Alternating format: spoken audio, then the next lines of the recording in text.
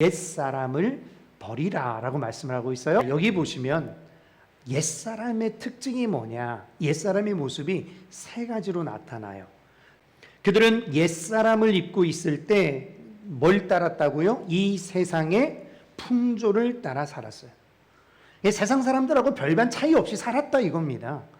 또한 공중 권세 잡은 자, 그를 따랐고 또 뭐의 욕심을 따라 살았어요? 육체의 정욕대로, 욕심대로 살았다라고 말씀을 합니다. 이처럼 옛사람은 이 세 가지를 항상 따라 삽니다. 뭐예요? 세상과 마귀와 육정, 육체를 따라 사는 거죠. 이것들이, 이 세 가지가 이 옛사람을 계속해서 유혹하는 것들이라는 거죠.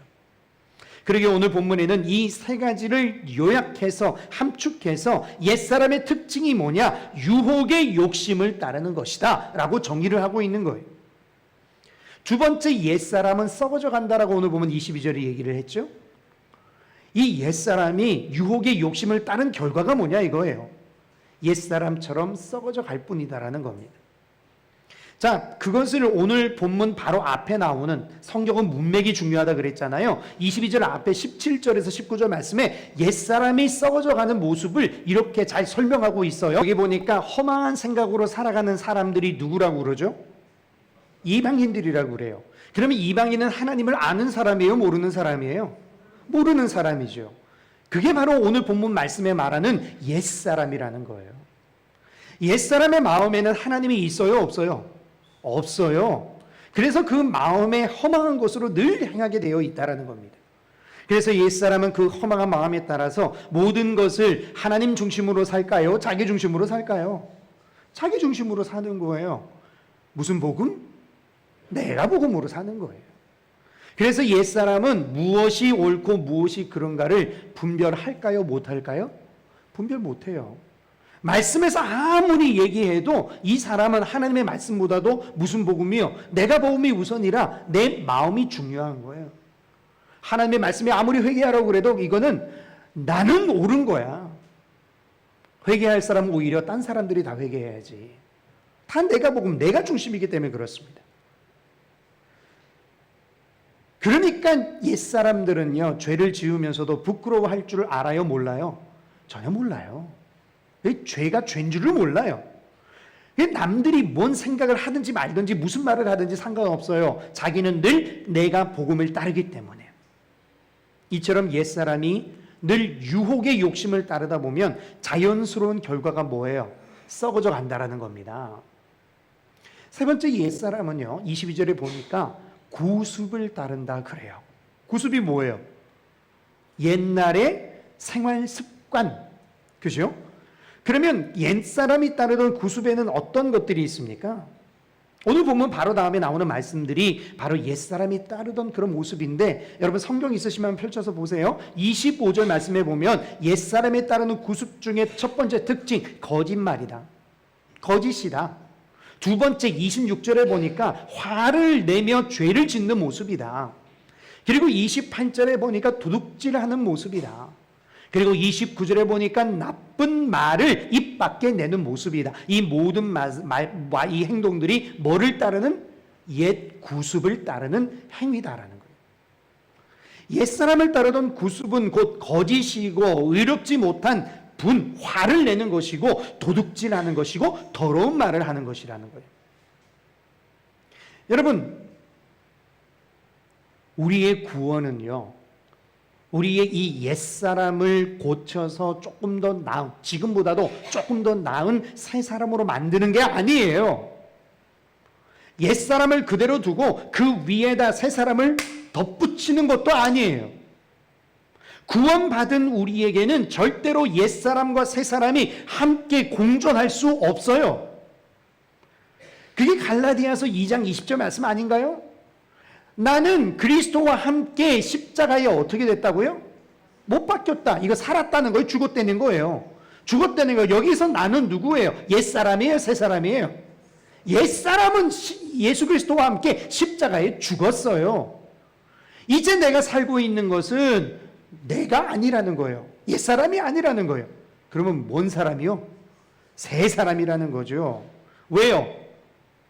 누가 내 안에 살고 있기 때문에? 그리스도께서 내 안에 살고 있기 때문에. 이처럼 우리의 옛사람은 예수 그리스도와 함께 십자가에 못 박혀 죽었습니다. 그러기에 구원을 받은 우리에게는 더는 우리는 옛사람이 아닌 거예요.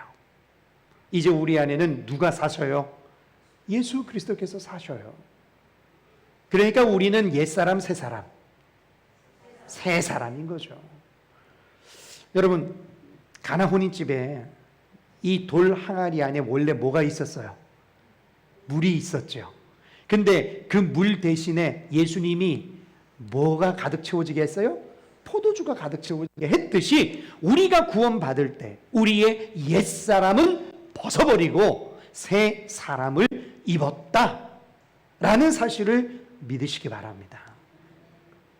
근데 여기서 드는 질문, 새 사람을 입었어요 목사님, 좋아요.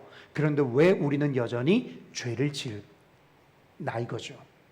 로마서 7장 17절에서 18절 말씀해 보면 이렇게 얘기합니다. 우리가 죄를 여전히 새 사람을 입었음에도 죄를 짓게 되는 이유를 이렇게 설명을 하죠. 우리는 새 사람이 되었어요.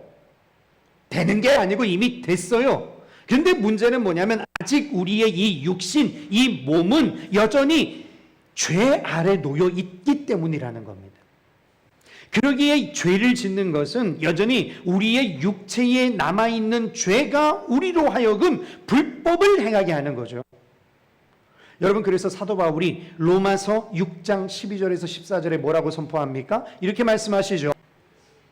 우리가 죄 가운데 있기 때문에 늘 죄를 지을 수밖에 없고 죄의 유혹에 항상 노출되어 있어요. 그런데 우리가 그럼에도 불구하고 우리가 이것을 싸워서 이길 수 있는 방법이 있다 이거예요. 뭐예요? 죄가 여러분의 그 죽은 몸을 지배하지 못하게 하라는 겁니다. 우리가 싸워야 될 싸움은 이 싸움이에요. 이거를 우리가 영적 전쟁이라고 얘기를 하는 거죠. 여러분 옆에 있는 형제와 지체와 붙들고 싸우라는 얘기가 아니라 세상과 육과 혈의 싸움을 하는 것이 아니라 바로 이 영적 싸움을 싸우라는 거예요. 사랑하는 교회 여러분, 우리는 하나님의 은혜로 구원을 받았습니다. 우리는 예수 그리스도를 믿음으로 말미암아 그리스도 예수 안에 새로운 피조물이 됐어요. 이미 옛사람을 벗었단 말이에요. 그런데 우리의 옛사람이 죽었으면서도 우리가 새 사람이 됐으면서도 여전히 죄를 짓는 이유가 뭐라고요? 아직 속량받지 못한 우리의 몸, 이 육체 때문이다라는 겁니다. 저는 그런 생각을 해봐요. 하나님이 내가 예수 그리스도를 정말 나의 구원자로 믿게 되었을 때 하나님이 나를 그때 얼른 좀 데려가셨으면 얼마나 좋았을까. 그랬으면 그 뒤로 살아가면서 내가 죄를 지을 일이 없었을 텐데 왜 하나님은 우리를 굳이 이렇게 숨쉬게 살려두셔서 맨날 입으로는 내가 예수 그리스도를 믿습니다, 예수님의 말씀대로 살기를 원합니다라고 외치지만 내 삶은 항상 죄 가운데 있게 하셨을까? 왜 죄를 짓게 하셨을까? 그런 생각을 해볼 때가 많아요.